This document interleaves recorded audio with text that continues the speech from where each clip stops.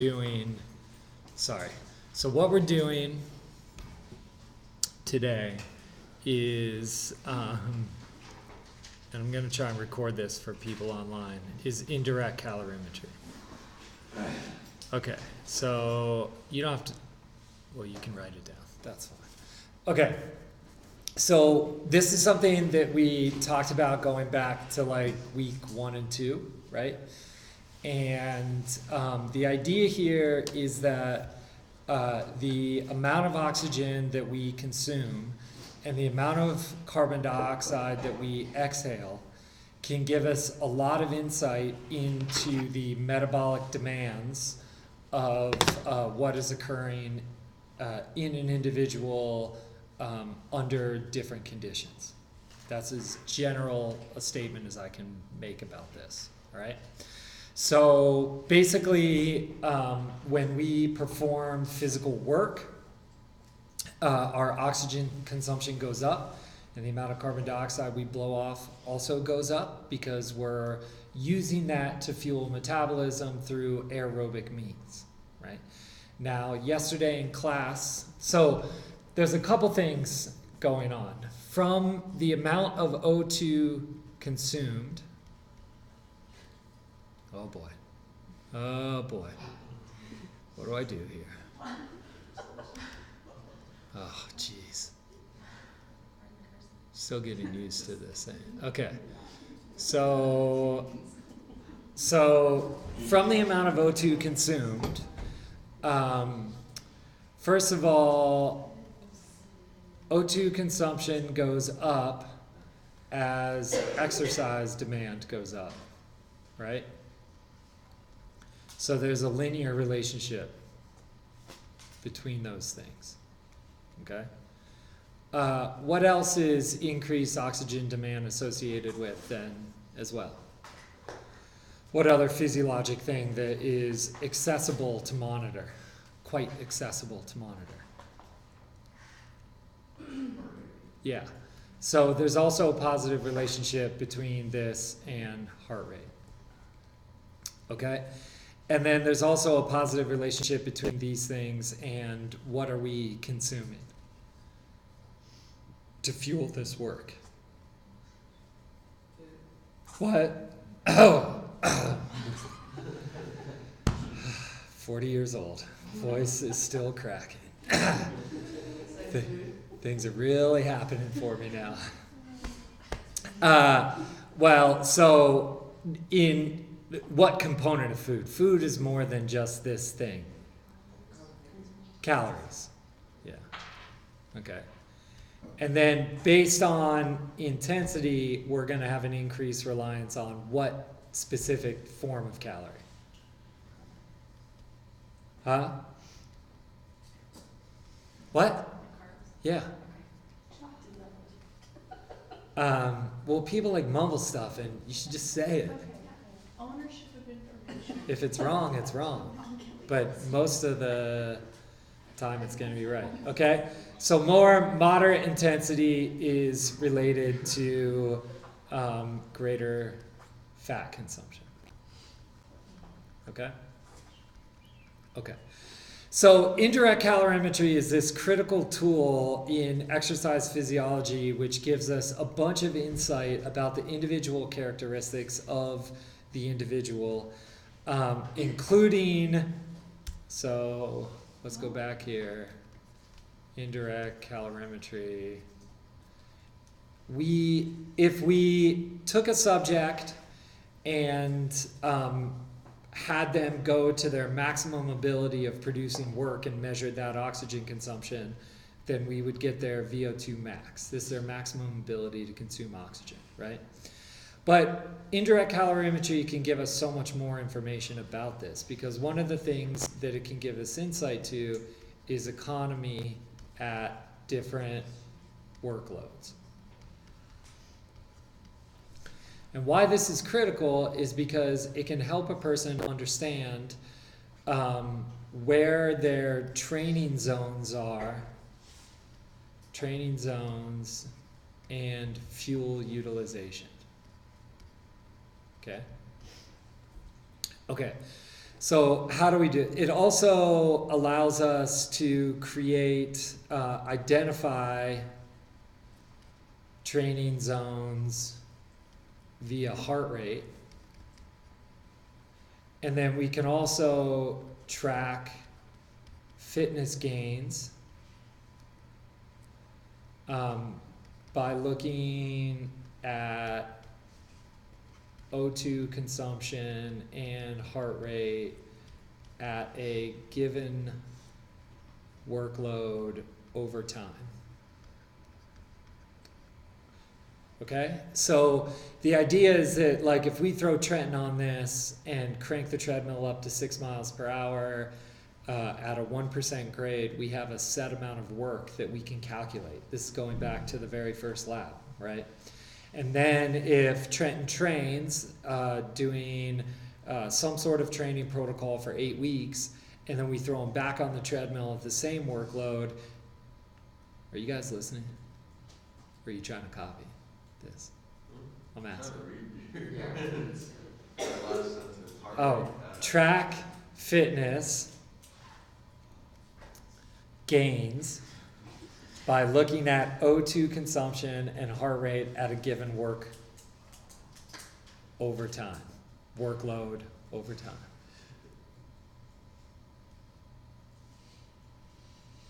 Okay, now stop looking at that and listen to me.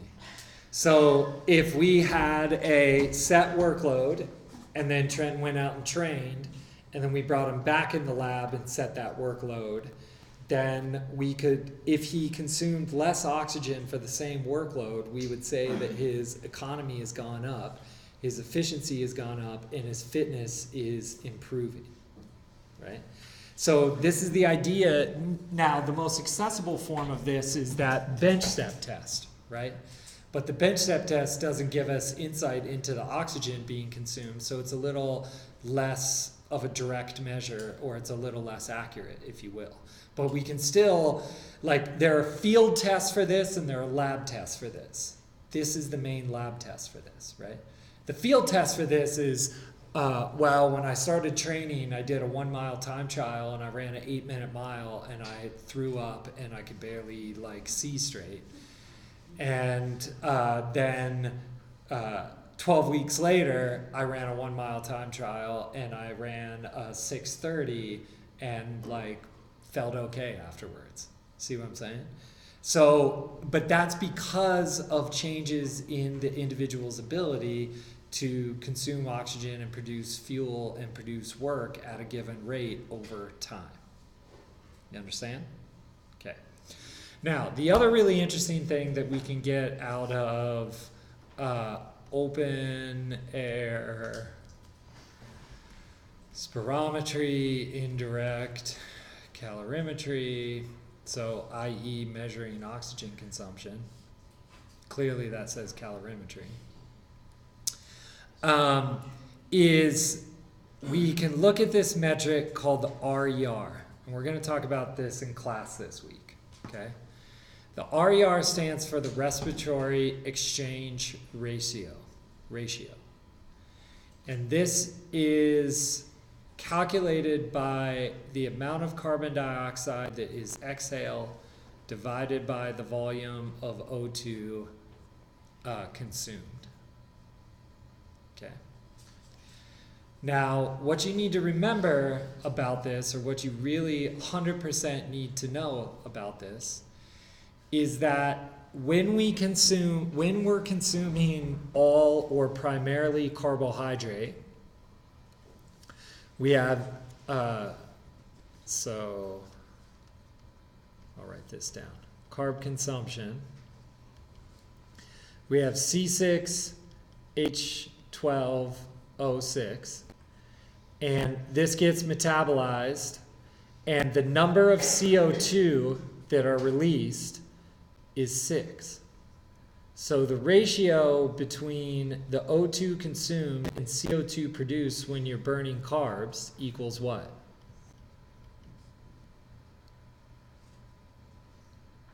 What's 6 divided by 6, everyone? Okay, there we go. 1.0. Okay? Now, where is carbohydrate produced in when you're burning carbohydrate aerobically, where is carbohydrate produced? Or where is carbon dioxide produced? It's produced in the Krebs cycle, and where else? As part of glycolysis, and also when pyruvate gets converted to acetyl-CoA, that process called oxidative decarboxylation. We talked about that yesterday in class. So CO2 is released there, all right? So when you burn fat as a fuel, fat does not go through glycolysis. Fat does not go through oxidative decarboxylation, okay? Fat goes through beta oxidation, where those long chains of fatty acid, whoa, oh boy.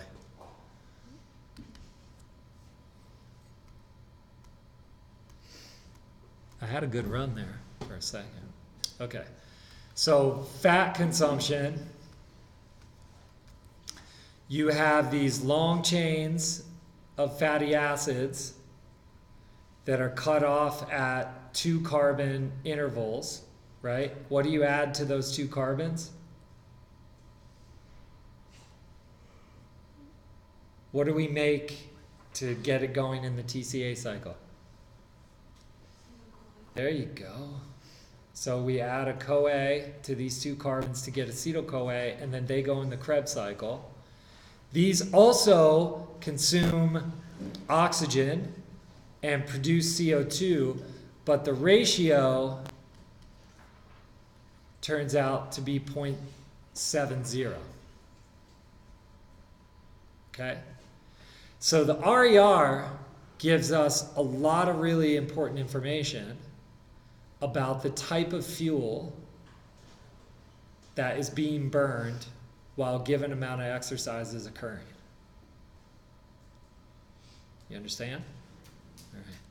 Now, if a person is halfway between, if they're burning 50% carbs and 50% fat aerobically, where's their RER going to be?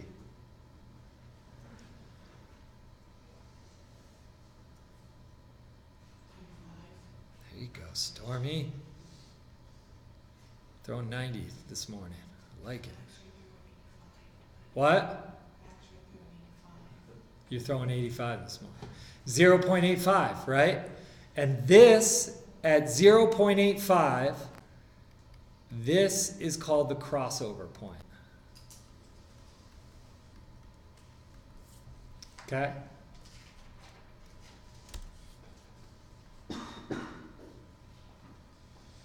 So, if we had intensity down here, or workload, and when you're on the treadmill, what's the easiest way to increase workload? What? Incline. Yep, increase incline. Okay, so incline is going up down here. Wow, I'm amazing at using this tool. So incline is rising as time is moving this direction as well. Okay? And then we have RER over here. And what's our range of RER going to be? What's the low range of RER going to be? 0.7. And what's the high going to be? 1.0. And halfway is going to be 0.85. Okay?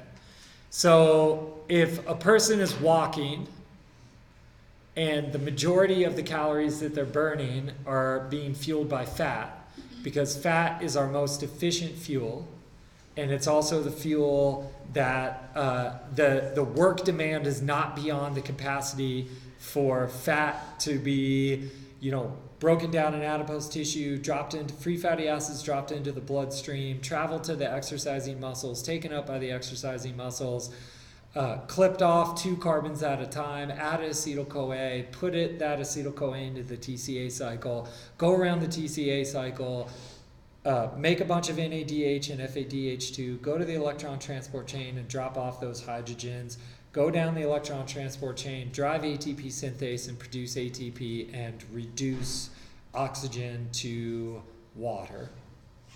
Okay? So we can do all of that when we're at low exercise intensity using a lot of fat, right? But as exercise intensity increases, so does our reliance on carbohydrate. Okay? And at this point right here, this is the crossover point. That's where you go from burning the majority of fat to majority carbs. Okay? So as intensity increases, our reliance on carbohydrates also increases. Okay? All right. So what's interesting about this is that as somebody gets into better shape, what happens? How can I say this? As somebody improves their running economy and gets into better shape, what's going to happen to their crossover point? Say this intensity, say this occurs at 5%. The crossover point happens at 5%. It'll go down. The crossover point. It's going to move to the right. Right? Do you understand?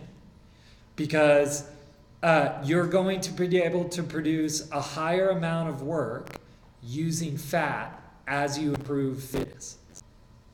Because you've become more efficient. Do you understand? And your total workload is going to end up being higher. Does that make sense? Because now your top end is better because you're in better shape. Your economy is better at lower levels. And you've now become better at burning fat as a fuel. And so you can produce more work using fat as your majority of fuel. Why is this advantageous? What? Well, but why is it advantageous for endurance runners? Yeah. So why is that advantageous? What is the main difference between fat and carbs in terms of why this would be advantageous? Fat has more energy. So fat does have more energy, and what else about fat? It's more efficient. Yeah. Yeah. But what about fat and carb that you're walking around with at any one point? What? Fat stores more energy. Stores more energy, right? We, in essence, have unlimited fat. We have unlimited energy in the form of fat. Okay? We have limited stores of carbs. Now, a couple things that happen when we train. First of all, in regards to fat, even a very lean individual, a lean, healthy individual will have an excess of 300 to 400,000 calories of fat stored as energy. Okay? Alexa, what are you working on? Close your computer. Do that later. Come on. Come on. I have higher expectations than that of you. Okay, so when you're using fat as a fuel, you have we basically have an unlimited energy source, right? You're going to break down because of like skeletal muscular issues, fatigue issues, neurological issues, blisters, before you run out of fuel in terms of fat. You understand? Yes. So I think you said this the other day, but not forgotten it. Okay. But you said when we're starving, we start eating our muscles. Why don't we just use all of that You're- fat? So What? if you're starving, at some point you do run out of fat. Okay. Yeah. Right? But it takes a long time, right? So this came up in nutrition this past fall, and we ended up looking it up, and there was, I think, a 450-pound man that went almost a year and a half without eating. He lost, I think, like 40 or 45% of his body weight. He took a shit once every like 30 or 40 days, and he just lived off the excess fat that he had, and he drank water and took vitamins. Did his muscles get eaten? So I'm sure, I don't know what his exercise, so it would depend on his exercise routine. But obese individuals actually have enormous muscle mass, because it's the only way they can like walk around, carry 400 pounds and like walk or those sorts of things, right? You need the muscle capacity so there's enormous muscle mass in people that are obese. And I'm sure that there was some loss of lean tissue, but the majority of what he lost was fat, because he was using this excess fat as a fuel to fuel cellular processes to go on these things, right? But this is how, but let's think about this now in terms of athletics. So there's a lot of misunderstanding about this very concept that we're talking about going on right now in regards to what diet? Keto diet, right? Because from a ketogenic diet standpoint, yes, you can use fat as a fuel, and if we need to, we are capable of making ketone bodies in order to supply our brain with a sugar-like substance, because the brain does not use fat directly. Do we understand that? We need carbohydrate-like carbons for the brain to metabolize, okay? Central nervous system doesn't use fat. So when we're in a starvation state or in a ketogenic state, one of the reasons why we're in a ketogenic state is that we are producing ketone bodies so that our brain has something to use as a fuel source, right? Our liver is also capable of making glucose from carbon skeletons, basically. Things like glycerol and other amino acids can be turned into glucose through a process called gluconeogenesis. So the liver has enzymes that allow carbons to go backwards up glycolysis. Do you understand? So we start with glucose, and we're typically breaking it down into all those things that are in the TCA cycle, right? What if we started with components of the TCA cycle and then shot them up glucose the opposite direction and made glucose? The liver's capable of doing that. That's how we maintain blood glucose levels, even though we're not eating for, whatever, a year and a half. Okay. So we have limited stores of carbohydrates. They're stored in the form of glycogen. An adult, well-trained individual is estimated to store, it ranges because you can train your body to store more carbohydrate, but it's around 500 to 800 grams of carbohydrate, right?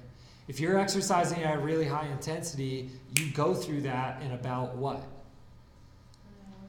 45 minutes to an hour, right? So if you're exercising somewhere up here to where you're burning a lot of carbohydrate, but you're still below your what? No, you're way above your crossover point.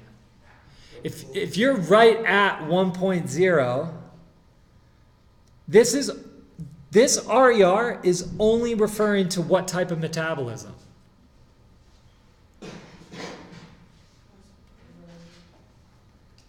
Okay? So this, like right here, is what? Probably going to be pretty close to what? So if we start exercising at an intensity that goes beyond our aerobic capacity, what do we start to produce? Lactic acid. And what do we call that? Lactate threshold.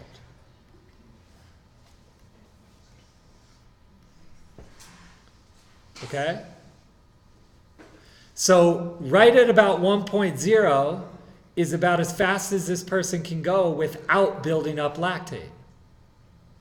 That's their lactate threshold. How long can you sustain at lactate threshold pace without eating supplemental carbohydrates? About, we just said it, 45 minutes to an hour. If you're fully topped up on glycogen when you start, right? Right. Are you starting to see how this stuff pieces together? So we can use indirect calorimetry, RER, to look at things like running economy, efficiency, heart rate, its relationship with lactate threshold. What happens when, can RER, when you're doing anaerobic metabolism, I just gave you the answer. Can RER go above 1 when you're doing indirect calorimetry? Can it go to 1.1, 1.08, 1.1, 1.15? Can it do that? The answer is yes. And why? Because what is still being produced? Carbon dioxide. Remember, RER equals VCO2 over O2. If our O2 is maxed, but we're still producing CO2, how are we producing that CO2? Through what?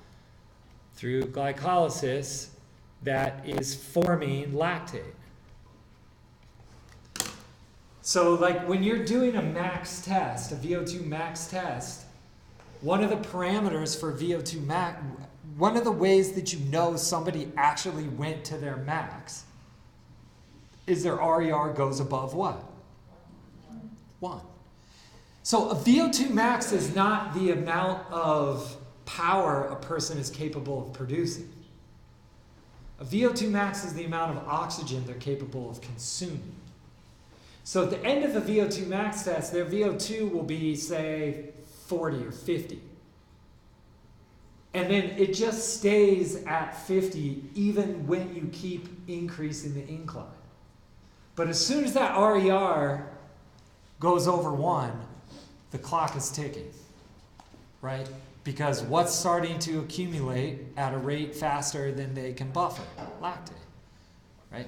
Everybody that's like trained really hard knows about this.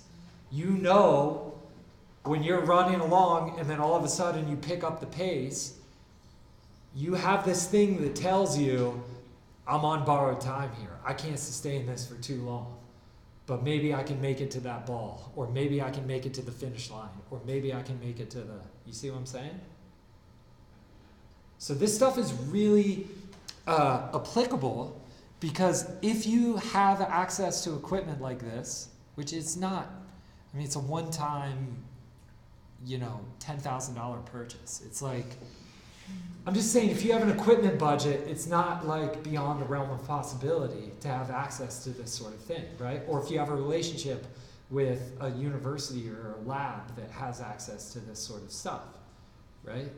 So you guys learning how to use this type of equipment is quite applicable, because if, say, you're a strength and conditioning coach and you have a budget and you have this and you know how to run it, then you can look from year to year the increases in efficiency of individuals, right? If you take everybody on a basketball team and you create some sort of treadmill test that's a start and stop and a go and a steady, it has parts of steady state in it and all these other different types of things, then you can determine someone's metabolic efficiency going from different states, and then you can identify weaknesses, not weaknesses, but areas that need improvement, and then you can directly program to improve those things, right? It's so much more than just like everybody line up and do 100 suicides. Let's hope this works. You see what I'm saying? Okay, so what we're gonna do today then is, and this works really well that Trenton volunteered for this because he also did the lactate threshold test. So, and we used the portable VO2 mask for that, but I think I used the wrong mouthpiece for him, right?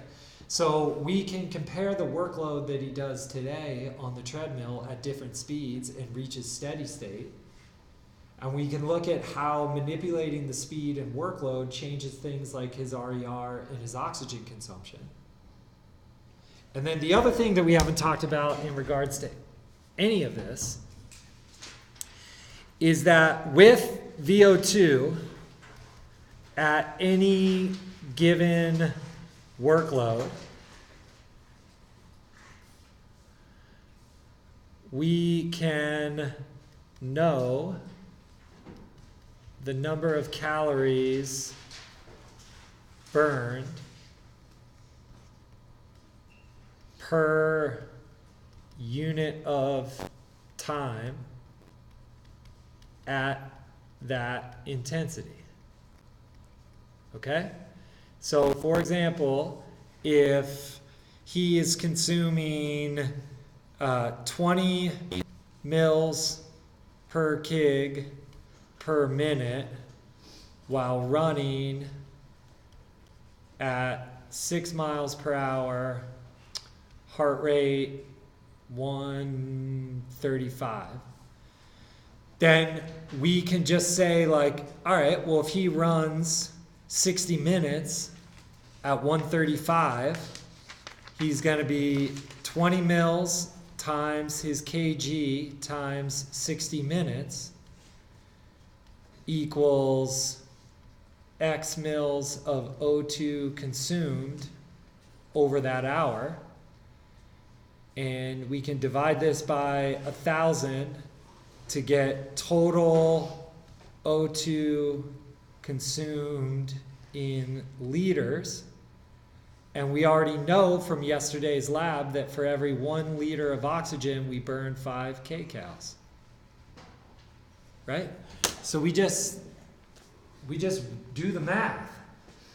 And then we can say, all right, Chen, you know that if you exercise at 135 heart rate for an hour, you're going to burn this many calories. This has major implications for weight optimization, training status, understanding refueling or fueling needs when you're on the bike or when you're on a hike, right? I mean, this is one of the things that we're using directly to measure these wildland firefighters that we're working with. So we throw them on the treadmill and we figure out what their efficiency is and what their economy is and at what work rates they're burning what types of substrates.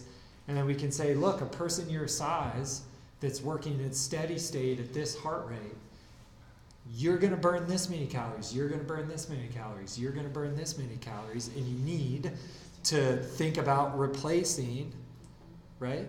And some people are carb burners, some people are fat burners. So now all of a sudden we have these goals. Wow, it'd be super helpful if I could burn fat more efficiently when I'm out on a fire because I can't eat carbohydrates all the time, right?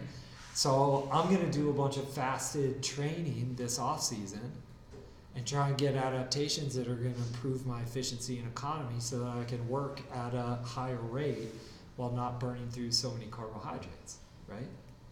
We also just developed an idea when they hit the ground and don't have access to their food box that they're going to eat over the next couple days, but the most intense firefighting occurs right when they land, and it's the first anywhere from 1 to 13 hours.